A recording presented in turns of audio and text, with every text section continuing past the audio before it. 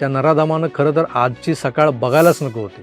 वाटेत अपघात झाला, गाडी पलटली, पोलिसांवर हल्ला करून पळता पळता चकमकीत मारला गेला. यापैकी एखादी कुठलीही बातमी आमच्या व्यथित मनाला सुखावून गेली असती, पण तसं काही घडलेलं नाहीये. लोक उगाच याला जातीपातीला जोडायला लागलेत सकाळपासून. त्या नीच प्रवृत्तीचा जन्म ज्या जातीत झालाय त्या जातीला लाज वाटायला हवी आहे खरं तर. पण काही फालतू लोक विक्टिम कार्ड खेळतायत.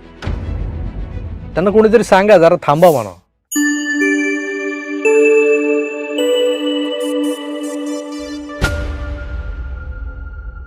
मित्रो नमस्कार.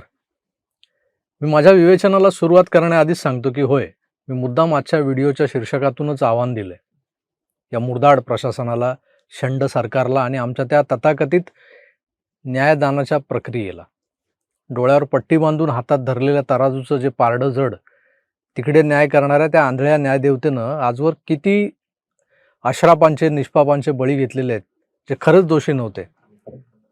त्यांच्या विरोधात उभं केलेलं आरोपांचं आणि खोट्या साक्षी पुराव्यांचं जाळं पाहून, त्यांचं वजन ज्या पारड्यात पडलं, ते पारडं झुकलेलं पाहून त्या आंधळ्या न्यायदेवतेनं न्यायदान केलेलं आहे. एक जात सरसकट नपुंसक आहे अशा त्या समाज व्यवस्थेतल्या या सगळ्या पळवाटांना आपण काय दोष द्यायचा.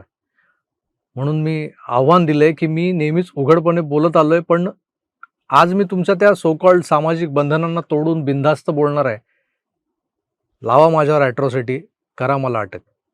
पुण्यात काल काय घडलं? नवले ब्रिज जाम का झाला? तो जाम हटवण्यासाठी ज्या तत्परतेनं पोलीस तिथं जमलेल्या संतप्त जमावावर लाठीचार्ज करत होते, हे सगळं काय होतं?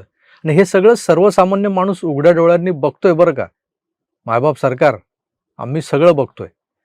तुमचे गुण दोष दाखवत असतो म्हणून तुमचे पाळीव IT सेलवाले सोडताना आमच्यावर त्यांना जाट काही फरक पडत नाही मला म्हणा. आता खुल्लं आव्हान देतोय, लावा माझ्यावर ॲट्रॉसिटी, करा मला अटक. तुमच्या राज्यात जर आमच्या चिमुकल्या सुरक्षित नसतील तर कसलं आलंय तुमच्यावरचं प्रेम? काय चुलीत घालायचं ते तुमचं बेगडी हिंदुत्ववादी रुपडं? भगवी टोपी डोक्यावर घातली, तो भगवा गमछा गळ्याभोवती गुंडाळला आणि जय श्रीराम म्हटलं की तुम्ही हिंदुत्ववादी. आणि तुम्ही हिंदुत्ववादी म्हणून तुम्ही जे काय कराल ते आम्ही सहन करायचं. आधी मुंबईत घाटकोपरच्या त्या एका चाळीत एका लांड्यानं अशाच चिमुकलीवर हात टाकला. नको नको ते चाळे केले. साला हिंमत कशी होते यांची हे करण्याची? कायदा नावाची काही चीज आहे की नाही अस्तित्वात? त्या लांड्यावर कारवाई करत नव्हते तुमचे पोलीस. किरीट सोमय्या जाऊन बसला पोलीस स्टेशन बाहेर, ठिय्या आंदोलन केलं त्याने. तेव्हा त्या भाडव्याला अटक झाली. त्यानं जे काय केलं ते FIR मध्ये वाचताना उलटी आली मला. इतका घाणेरडा प्रकार होता तो. पण त्या हरामखोराला काय शिक्षा होणार आहे? नुसती कल्पना करा तुम्ही, काय शिक्षा होणार आहे. आज तो पोलीस कोठडीत आहे. त्याच्या समाजाचे मायबाप त्याला सोडवतील जामिनावर. काही दिवसांनी तो त्याच वस्तीत त्याच चाळीत उजळ माथ्यानं फिरेलही. पण त्या चिमुकलीचं काय हो? तिनं कायमचा धसका घेतलाय ना त्या भाडखावाचा. अख्ख्या पुरुष जातीबद्दल तिला तिरस्कार वाटत असेल. पुण्यातल्या नसरापूरचं प्रकरण, 4 वर्षांच्या त्या अजाण चिमुरडीला चल तुला वासरू दाखवतो म्हणून गोठ्यात नेणारा तिच्या आजोबांच्या वयाचा तो भीमराव कांबळे नावाचा नराधम. तर हे पूर्ण नाव घ्यायला पण फाट्टे आहे बऱ्याच लोकांची. हा भडवा 65तही वासनेनं इतका वखवकलेला आहे की त्यानं याआधी सख्या भावाच्या लहान्या पोरीवरही अत्याचार केलेले आहेत. अजून एक असलीच तक्रार, एक तसाच गुन्हा त्याच्यावर दाखल आहे. म्हणजे यापूर्वीच्या 2 बलात्काराच्या गुन्ह्यातला हा आरोपी जामिनावर बाहेर आला होता का? कोणी म्हणतं आरोप सिद्धच झाले नाही त्याच्यावर म्हणून निर्दोष सुटला होता. म्हणजे त्याच्यावर 2दा असले आरोप करणाऱ्या त्या मुली वेड्या होत्या का? असे लोक आपल्या समाजात फिरतात. नाही, त्या मुली वेड्या नव्हत्या, ते फिरतात त्यांचं सोडून द्या. आपल्या आंधळ्या न्यायदेवतेच्या तराजूतल्या एका पारड्यात वजन जास्त टाकलं गेलं आणि हा बडवा सुटला. इथं नेमकं झालंय काय? आणि कालपासून सोशल मीडियावर चालवलं जात आहे काय?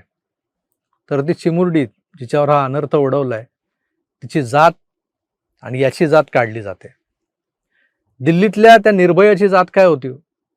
कोपर्डीतल्या त्या आमच्या लेकीची काय जात होती? घाटकोपरला जी चिमुरडी चिरडली गेली आहे तिची जात काय होती? इथं जात का आडवी आणली जाते? गुन्हेगाराला शासन करण्याची मागणी करताना त्याला त्याच्या जातीमुळे सूट मिळणार आहे की काय? मग उघडपणे करा त्याच्या नीतीचा उद्धार करा की, घाबरता कशाला? त्या चिमुरडीची जात नव्हे तर तिचं स्त्री असणं तिच्या अंताला कारणीभूत ठरले. त्या वखवकलेल्या नीच हरामखोरावर कसले संस्कार झाले असणार. त्याला फक्त तिच्यात एक उपभोग्य वस्तूचा आभास झाला असणार, बस, बाकी काही नाही. जिचा बळी गेलाय ना, ती ब्राह्मण समाजातली चिमुरडी, तिला समज तरी होती का हो जातीपातीची? मी ब्राह्मण आहे किंवा मी दुसऱ्या कुठल्या जातीची आहे, माझा समाज कुठला, हे काय माहीत होतं तिला? मग विषय त्या समाजाच्या अल्पसंख्य असण्याकडे नीट छाती पिटण्याचे उद्योग कशाला करताय तुम्ही? ब्राह्मण समाज हा या महाराष्ट्राला नेहमीच सामाजिक नीतिमूल्य शिकवत आलेला आहे. आमचा समाज घडवत आलेला आहे. जो समाज जो आहे तो अशक्त नाही आहे, तर प्रचंड बलवान आहे. ब्राह्मण या शब्दाचा अपभ्रंश जरी झाला कुणाकडून चुकीनं, तर त्याला गुडघ्यावर आणायला धावणारा, अख्खी सरकारी यंत्रणा कामाला लावणारा असा हा समाज आहे ब्राह्मण समाज. कोण म्हणतं ब्राह्मण कमजोर आहेत? कर्मधर्म संयोगानं या लढवय्या महाराष्ट्राचे मुख्यमंत्री ब्राह्मण समाजाचे आहेत. त्यांनी कधी समाजात भेदभाव केलेला नाहीये.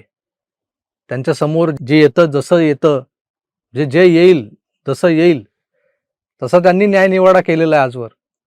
पण आज महाराष्ट्रातला समस्त ब्राह्मण समाज हा फडणवीस आडनाव असलेल्या त्यांच्या मुख्यमंत्र्यांकडे आशेनं आणि रोषानं, क्रोधानंही पाहतोय की परशुराम ज्यांचा आराध्य आहे, ज्यांना महापराक्रमी बाजीरावाची परंपरा आहे, अशा एका बलशाली समाजाचा हा दिग्गज नेता आमच्यासाठी काही करणार आहे की नाही? दुर्दैवानं या अशा घटनांमध्ये जबाबदार असलेलं गृह खातं हे या फडणवीसांकडे. मग गृह खात्याला झोडपताना आमचे लाडके देवेंद्रजी त्यात भरडले जातात. अनेकदा लोक जोशमध्ये बोलून जातात की आता आम्हाला पंत नको, योगी हवाय. लोकभावना ही त्या क्षणाचं गांभीर्य समजून बाहेर पडलेली असते. पण सरकारी चाट्यांना त्या भावना म्हणजे देवेंद्रजींना जाणीवपूर्वक केलेला विरोध वाटतो. आज या घटनेनंतर असंख्य सरकारी चाटे आपल्या सामाजिक संवेदना जाग्या झाल्यासारखे चवताळून उठलेत. आता त्यांना त्यांची जात आठवली. देवेंद्रजी हे फडणवीसही आहेत याचा त्यांना विसर पडलाय का, असे खरमरीत सवाल आता बाहेर पडू लागलेत. का हो? अचानक काहींना गांधी हत्येनंतरचा 48 सालचा ब्राह्मणांचा नरसंहारही आठवलाय. मला वाटतं लोक हो, या जातीपातीच्या जोखडातून बाहेर या.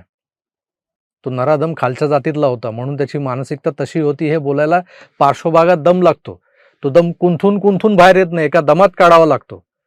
बदलापुरातली ती मुणाल जाधव आठवते का तुम्हाला? आमच्या प्रभू श्रीरामाला शिव्या घालणारी ती बाह्य. तिच्या आई वडिलांना रामनाम जपणाऱ्या भाजपची राजकीय पदं चालतात. त्या राजकीय पदांमुळे आलेली संपन्नता चालते. पण आपल्या पोरीला तेच रामनाम किती महान आहे हे शिकवता आलं नाही त्यांना. तिथं काय होतं तर ये गाडी किसने दिया, मेरे बाबा साहब ने. बंगला किसने दिया, तो मेरे बाबा साहब ने. या भिकार चोटांना खरं तर बाबासाहेब कळलेलेच नाहीत आजवर. त्यांनी दिलेली शिकवण शिका, संघटित व्हा, संघर्ष करा, हे समजलेलंच नाही आजवर. फक्त राखीव कोटा, आरक्षण आणि कोणी काय बोललं यावर तर त्याच्यावर ॲट्रॉसिटी लावा म्हणून गाळा काढायचा. पण हे बोलायला जी मे डील काय बोलतात ना, ते लागतं ना.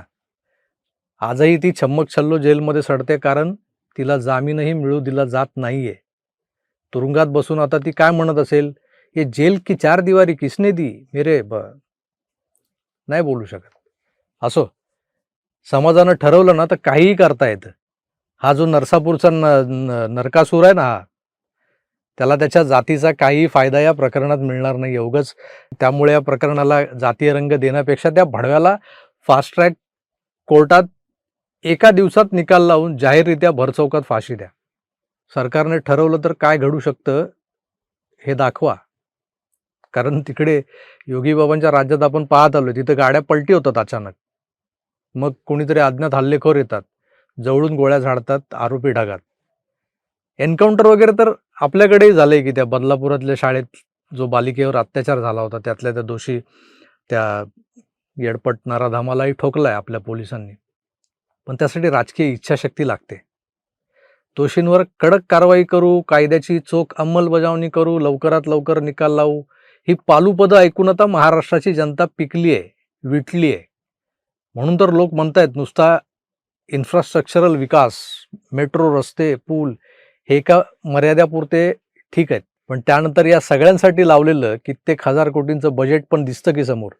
आणि यातून कोणाचं भलं होतंय या प्रश्नानंतरचा सगळ्यात कडवट घोट हाच असतो की तुमच्या राज्यात आमच्या पोरीबाळी सुरक्षित नाही आहेत. कुठे TCS सारखं प्रकरण, कुठे खरात बाबाची ती टेबल टेनिसची अकॅडमी, कुठे खून, कुठे बलात्कार, आणि आता आमच्या लेकरांच्या आजोळालाच धब्बा लागेल अशी कृत्य व्हायला लागलीत. आणि हे सगळं करणाऱ्यांना कायद्याचा धाक नाहीये. देवभाऊ, तुमची भीती त्यांना वाटत नाहीये. गृह खात्याची जबाबदारी पंतांकडे आहे. पंत या एका शब्दानं हे नालायक नराधम निर्धास्त होत आहेत. पंत म्हणजे काय वाटतं हो तुम्हाला? माझ्या महाराष्ट्राला विकासाकडे नेणाऱ्या देवेंद्र नावाच्या विकास पुरुषा, तुझ्यातला विकास पुरुष खूप पाहिला आम्ही. आता वेळ आली आहे तुझ्यातल्या योग्याला जागवण्याची. तुझ्यातला योगेंद्र जागृत कर.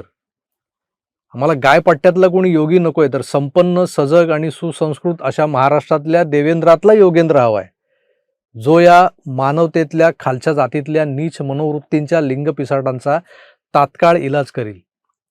त्या नराधमानं खरं तर आजची सकाळ बघायलाच नको होती. वाटेत अपघात झाला, गाडी पलटली, पोलिसांवर हल्ला करून पळता पळता चकमकीत मारला गेला, यापैकी एखादी कुठलीही बातमी आमच्या व्यथित मनाला सुखावून गेली असती. पण तसं काही घडलेलं नाहीये. लोक उगाच याला जातीपातीला जोडायला लागलेत सकाळपासून. त्या नीच प्रवृत्तीचा जन्म ज्या जातीत झालाय, त्या जातीला लाज वाटायला हवी आहे खरं तर. पण काही फालतू लोक विक्टिम कार्ड खेळतायत. त्यांना कोणीतरी सांगा जरा थांबा म्हणा. सरकार लोळं पांगळं असेल, महाराष्ट्रातला सुविद्य समाज नाही, तो सक्षम आहे, सशक्त आहे. एका मर्यादेनंतर खरंच इथं जन आक्रोशाचं तांडव पाहायला मिळेल तुम्हाला. पण त्या मर्यादेची कमाल पातळी गाठेपर्यंत सरकारने याचा अंत पाहू नये. आता हात जोडायचे नाहीत, तर हाताचा उपयोग खाण्या आणि धुण्यापलीकडे करता येतो हे दाखवण्याची वेळ आलेली आहे. लिंगपिसाटांच्या नीच मनोवृत्तीवर मी बोलताना जात जात करून भुई थोपटू नका. आता कृती करून दाखवा.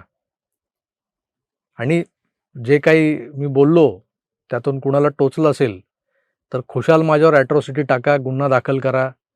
माझं आव्हान आहे तुम्हाला. पण आता बस झालं. नाकर्त्या प्रशासनाच्या सोंगट्या कुरवाळणं बंद करा. उघडपणे मागा. न्यायच तर मागता ना तुम्ही, मग तो उघडपणे मागा. बघा जमतंय का.